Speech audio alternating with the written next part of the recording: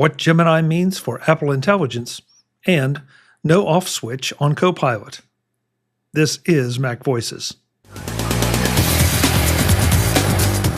MacVoices is supported by Squarespace. Get online, build your site, promote your brand, and get paid all in one place at squarespace.com/MacVoices. Use the offer code MacVoices for 10% off your first website or domain purchase. Today's MacVoices is supported by HelloFresh. Visit hellofresh.com/MacVoices10FM and get 10 free meals.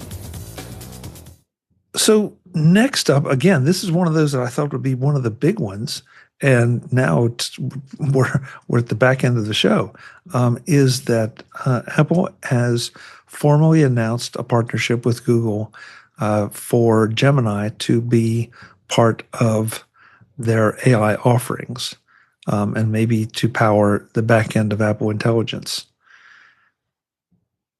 And all I've heard is, debates on this as to whether this is good, whether this is bad. There are questions over the privacy aspects, although some supplemental comments I've seen indicate that all of this is going to run on Apple servers under their guidelines and their rules, and nothing is going to go to Google. And this is an indication that Apple is leaning on Google, or is Apple being really smart and partnering with Google now versus maybe someone else later that jumps ahead.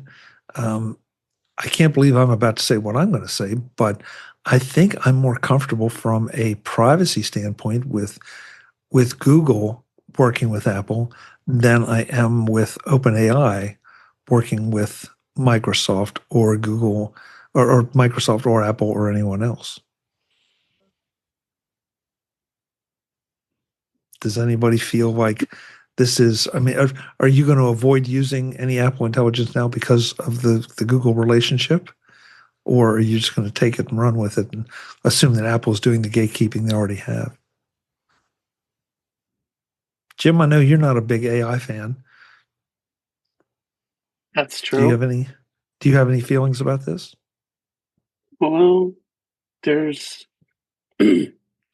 not that many details yet, but I guess it makes sense since Apple seems to be unable to do it themselves. Though I just read an article that said that Apple is on the cusp of manufacturing their own AI chips for their own servers and rolling out tons of servers towards the end of the year with their own chips, and I guess instead of using NVIDIA. But I don't know. Looks like other people have a lot more to say about this than I do. It's, not surprising. It's kind of been rumored for a while. And, it seems like Apple couldn't get their own internal thing working. So why not cut back on the amount of money slightly that they get from Google and get that technology? Yeah. And it doesn't mean they couldn't use their own technology, a year from now or 2 years from now. Right. Marty? Yeah, I've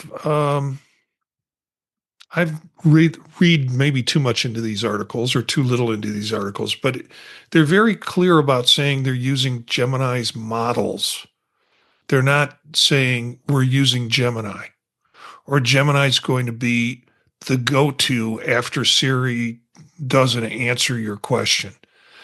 They are, and they, we had an article, I don't know, a couple of shows back talking about how Gemini or Google and Apple had gotten together, and Apple is purchasing some of the help with this. And so I suspect, they're going to be using Gemini's model, but they're going to be doing it within their own level of privacy and security. Yep. Yeah. And with that, they'll be able to keep stuff within the Apple bubble, but they're getting the brain trust from what Gemini's doing and applying it to their own system. They will probably do some enhancements to Siri, and there is some context that that's in the article that says that we're going to have a more pumped up contextual Siri coming out in this summer. And so I think that, yeah, they're in bed with Google, and they're soaking them for all they can to try and get the model set up that'll work for them. Eric? Yeah, I'm not sure if Google Gemini is the best solution for Apple as far as providing answers, performance, and whatever. But economically, I think it makes the most sense. There's already a relationship between the two companies. There's already money exchanging hands. Kind of Google's financing it anyway by paying a bunch of money to Apple that Apple just hands back. The model's going to run on Apple's hardware, so it'll let Apple finish fine-tuning their hardware, building out the server network, potentially even having a version of it that can work on a set of Apple hardware, serially connected over Thunderbolt 5 cables. So there's a lot of options. They needed something in place to be able to meet the deadline of producing a next generation Siri. This gives them the ability to do it and have a more complete answer than they could get out of their own models. But it's snap-in. So if there's an improved model later, or if they come up with one in a couple of years, they can introduce it to their own servers and switch people over to that. And there's nothing in this article that talks about the fallback, and the fallback could still be whatever model that you personally have paid money to, to as a backup for requests. But yeah, this seems to be kind of the best of all of the worlds. And models that run locally on the machine, like the photo searching one, that will continue to exist as the existing models that Apple already has. It doesn't have to go anywhere else. So yeah, this seems promising, and is something you don't have to use if you don't want to, but progress will be made by their deadline. Come to think of it, Eric, what better company than Google, who knows how to take our information and turn it into context to help the next generation of Siri, of turning our information and putting it into context. True. I want to throw just one thing in, because I agree with you both. I said it earlier, OpenAI is just a little bit too much of a gunslinger at this point. They seem to be playing a lot faster and looser, maybe because they're working largely in an unregulated part of the industry. Google and Apple understand each other and understand where they are in the world, and I feel like that might make for a better partnership. That they appreciate all the challenges that companies their size have, whereas I'm not sure Sam Altman is there yet. So, Brian? Yeah, in addition to the comments made earlier, just to add on, it's those in that joint statement that the Apple and Google had released. What makes me feel more comfortable is that the aspects related to running on the Apple devices, on-device processing, and that private cloud compute, maintaining Apple's industry-leading privacy standards. That's so important, because Apple has that reputation of ensuring that your information is private, that it's not being, shared wrongly. The other thing that made me think too is it seems like the last few months there's just been an influx of a lot of revolving door of different folks at Apple. Whether I think a lot of them going over to Meta and their AI, gathering of all these employees in that area.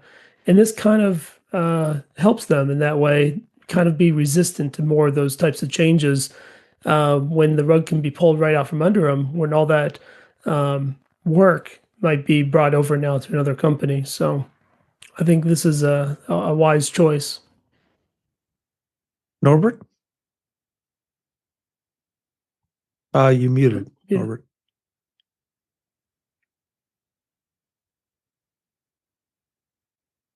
Sorry about that. So what I find interesting is how far the OpenAI Google dynamic has shifted in the past couple of years. Where, when OpenAI came out with Chat GPT-3 and it was introduced to the world, was it November 2022, 23? It was November. And it was the rising star, and Google was in such big trouble, and everything was going on with them. And, it was OpenAI's world to take, and Google was in the hindsight and old news and going to retake it. Now we have Google taking the lead position and actually working in the relationship, where OpenAI, a few weeks ago, had some sort of all hands on deck event that it was a 5-alarm fire. We got to get everything going because Google Gemini is coming up the rear and, kind of taking our lunch from us. I find that interesting. And it's going to be interesting as it comes out that it's not just Apple promoting this relationship, but so is Google. It's a co-branded partnership between both of them. And how is it going to be marketed to the masses? When you have something that is an S-Lady query, will it also say, sponsored by Google, or, the information was provided by Google Gemini? That'll be interesting as it comes up. So I'm kind of looking forward to going through the details. But I still have the trust in Apple and their privacy features and their privacy foundations to make sure that my data is safe in the relationship. I'm sure that was one of the paramount things in working the frameworks of the deal.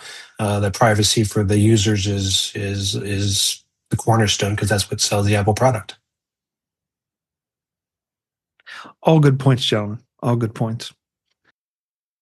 This Mac Voices is supported by HelloFresh. What's for dinner? If you're asking that question, I bet you're tired of trying to find an answer with what you have on hand that will fit into your busy schedule and that appeals to you. Or you could go with HelloFresh and you would know that you do have what you need on hand, exactly how long it will take to prepare, how to prepare it, and that it will appeal because you selected it from over 100 new recipes each week. Sustainably sourced seafood, antibiotic-free chicken, seasonal produce that actually tastes like what it's supposed to taste like, pre-proportioned ingredients, step-by-step cards, done in 30 minutes. You are on your way to a dinner that you can look forward to and an evening without all of the cooking hassles. On my menu tonight, 1-pan pineapple salsa pork tacos. But it could have been something from the 35% high-protein recipes that are available weekly, or Mediterranean, or GLP-1 friendly options. Find out just how much you can look forward to dinner. Go to HelloFresh.com/MacVoices10FM to get 10 free meals plus a free Zwilling knife, a $150 value on your third box. Offer valid while supplies last. Free meals applied as discount on first box. New subscribers only. Varies by plan. That's HelloFresh.com/MacVoices10FM for 10 free meals and that cool knife. Thanks to HelloFresh for supporting Mac Voices. This edition of Mac Voices is supported by Squarespace, the all-in-one website platform designed to get you online quickly and easily with a set of powerful and flexible tools to look professional, grow your brand, and get paid, all in one place. Squarespace makes working with video easy, something I know a little about. You can upload and organize your videos directly on your site, create clean video libraries, and present them in a way that looks intentional and professional. And if your content goes beyond free clips, Squarespace even lets you monetize videos with gated access, perfect for courses, workshops, or premium tutorials, without needing a separate platform. Then there are the email campaigns. With Squarespace email campaigns, your website and your emails finally speak the same language. No second service or utility needed. You can design on-brand emails, schedule them to go out at just the right time, and even automate follow-ups that keep people engaged, while seamlessly connecting back to your videos, services, or content. Everything works together, which means less tech juggling and more time creating. If that sounds good to you, or if you just want to give it a try, head to squarespace.com/MacVoices for a free trial, and when you're ready to launch, use offer code MacVoices to save 10% off your first purchase of a website or domain. Again, squarespace.com/MacVoices for a free trial, and use the offer code MacVoices to save 10% off your first purchase of a website or domain. Thanks to Squarespace for supporting MacVoices. We're running way short on time, and there are a lot of things we're not going to get to. So since we're having the part of the AI discussion, there's one last article I want to throw in. And yes, it is a challenge to Microsoft. But this was from Fast Company that Satya Nadella has come out and just is really pushing the whole idea of AI. And whether that's because Copilot, we've talked about this in previous shows, Copilot is not measuring up to ChatGPT, and maybe not even, well, and not to Gemini as well. It's not being as widely used in spite of Microsoft's pull.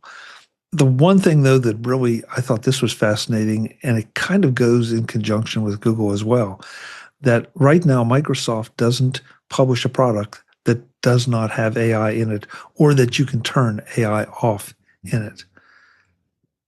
Copilot is in everything. And I really hadn't thought about that way. And I wish Dave was here to hear his take on it, but maybe we'll catch him at another time. But the article is well worth reading. Of course, there are going to be those people that knee-jerk react like I do. And so now they're referring to it as micro slop, for AI slop, which I may adopt. See. But anyway, so it's interesting to watch how Apple wants it so bad that they're willing to partner with Google. Google seems to be the top dog at the moment over ChatGPT, but that seems to change every 30 seconds. And Microsoft is now in this position, even though they had that partnership or have some partnership with OpenAI, they seem to be begging people to give this a chance and use their product for what it's worth. Guys, thank you. Before we run out of time formally, I want to make sure we go around the room and let folks know where they can find you. And we will be back on track for the foreseeable future on Tuesday nights, so we can keep some of these discussions going and catch up on some of the articles that we didn't get to tonight. Somehow Eric advanced up. He and his little white-throated friend up there have advanced to the top left of my screen. Eric, thanks for being here. Where can folks find you? See, that's what happens when you bring snacks. You kind of move closer and closer to the top. It can be found on Mastodon at EA Bolden at mas.to. Otherwise, Monday nights on Vision Profiles, covering all the Vision OS wonderfulness of the week. And Tuesdays, of course, here on MacVoices Live, covering Mac OS, and, well, really, we cover all kinds of stuff, and public service announcements and whatever else is coming up. And then on Thursdays with In Touch with iOS, rounding out the week, covering iOS, iPad OS, Vision OS, really all the rest of the news at the end, rounded up, added a nice little bow to it, and yeah, it makes for a nice progression throughout the week. Thank you, Eric. We knew you were progressive all the time. Brian Flanigan-Arthurs, thank you. I did note, I should have said it at the top of the show, you're back in a tie. That means school is back in session. So, yes, sir. Congratulations. Where can folks connect with you? Yeah, best place to reach out to me is brian8944.com. A couple of things to point out. Tomorrow, if you're watching this live, I suppose, you can join. I'm co-presenting a presentation called Press Start on Financial Literacy, Engaging Students with Video Games. And that's through izzit.com. And then if you like checking out the Silicon Valley Mac User Group, I have a presentation on Monday with them. It's automate, but don't take shortcuts. So if you don't catch it live, they do offer those all on demand. Yeah, I remember seeing you on the Silicon Valley schedule. So congratulations. That's great. That's great. And on the financial one, if you don't mind throwing a link in our chat, I'll throw it over to the YouTube chat for you. Excellent. Thank you. So, yeah. Norbert Frassa, thank you so much for, again, everything at CES. Thank you for being here tonight and sharing some of your experiences, our experiences. Where can folks connect with you? You can find me safe and sound on the backside of the camera, filming hours and hours of MacVoices videos that are coming your way over the coming weeks. If you want to reach me on the socials, I am Norbert Frassa. And if you want to tell me what a horrible job I did filming Chuck and not putting him in all of his glory, you can reach out to me at norbert@macvoices.com. All of his glory. They haven't seen the pictures of me behind the bird feeders yet, so. Sure. Yeah. You're not supposed to do that to the seed. Marty Jencius, thank you for being here as always. Where can folks find you? Folks, thanks for having me. This is always the pleasant way to end a day with this group. Find me at Jencius, Jencius, either at mastodon.social or at Blue Sky. Most of all that I do, you can find connections to at thepodtalk.net. That's the website, thepodtalk.net. Monday nights with Eric and with, I see Brian pointing at the cup up on the shelf. Monday nights with Eric on Vision Profiles. Tuesdays here, Thursdays with Dave on In Touch with iOS, and Fridays with the Mac Show when I can sneak away from Dean's meetings. So, look for the stuff, the other podcasts that I do on the podtalk.net website. Great. Thanks so much. Appreciate it, Marty. Last but not least, Mr. Jim Rea. Jim, thanks for being here. Where can folks connect with you? Well, I just checked, and apparently some people have found me on Mastodon at ProviewJim@techhub.social. So I don't know. I may have to change that. I think I'm going into hiding considering recent news. Something we don't know, Jim? I think we all know.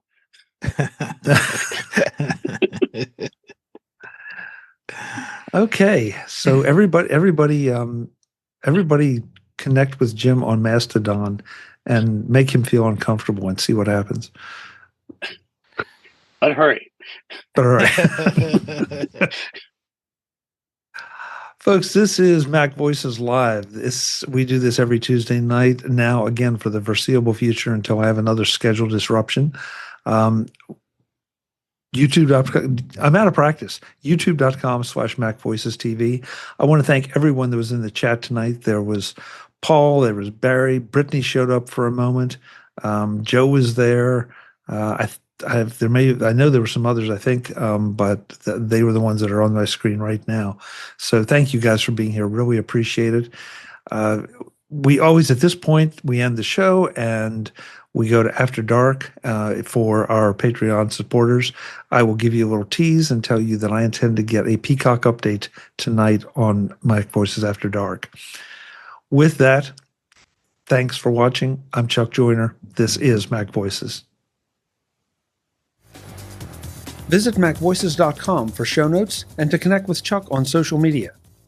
Get involved in our Facebook group or like our Facebook page, and get more out of your Apple tech with MacVoices Magazine, free on Flipboard and on the web. And if you find value in it all, consider supporting us through either our Patreon campaign at patreon.com/MacVoices, or by making a one-time donation via the PayPal link on our front page and in the show notes of each episode. You will join these fine people who help bring you MacVoices.